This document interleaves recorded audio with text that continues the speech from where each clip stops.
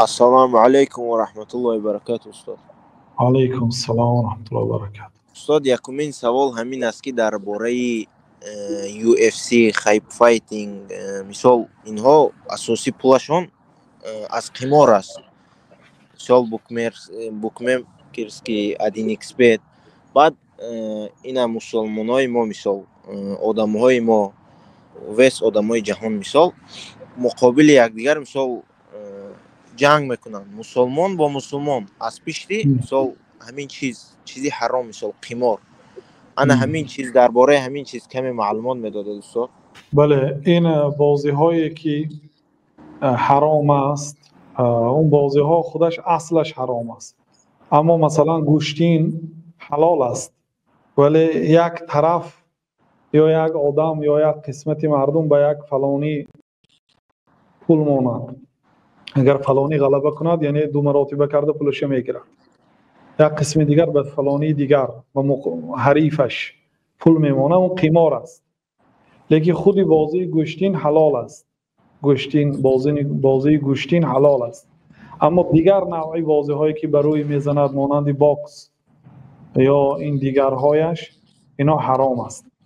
اما مثلا فوتبال یا تنیس اینها مکافات خودی بازی بله بعضی منکرات را دارد، حکمش به غیر ما انزل الله هست، مثلا داوری که حکم میکند اون حکمش طبقی حکم قرآن و سنت نیست، اونجا خطا است، اون عورت کشادنشون یک گناهی اینقدر وایمه نیست، لیکن از اون دیده همین حکمش، از اون دیده قضای نماز، از اون دیده در آن کارهای گناهی که در آن میدان می شود اونا عظیم تر هستند. و این چونین دیگر یا قمار به یک طایفه به یک فریق یک گروه پول میمونن، به یک فریق دیگر پول میمونن، بعد کدامی که غلبه کرد اون پول رو میگیره، این قماری محض. این نوعی اینها قمار است. این فقط به اسب اجازه دادگی هستند پیامبر صلی الله علیه و سلم، به اسب سوار، یعنی دو آدم پایگه میکند مسابقه تیز دوانیدن اسب، یگانه در همین جا قمار حلال است. اصلا قمار است ولی در همین جا شریعت اجازه داد، استثناء هست. حتی دو آدم در پایگه خودش اگر به هم دیگر پول ماندم اجازت است، مثلا گوید که اگر من پیش رفتم تو به من $10,000 میدی، اگر تو رفتی من میدی، همین قمار است. لیکن در مسئله اسب پیامبر صلی الله علیه و سلم اجازه داد. یک کتابی مخصوص است، فروسیه، جلد بخم آیدی همین مسئله. بعضی شتر رو هم قیاس کردن ولی اصل آیدی اسب است.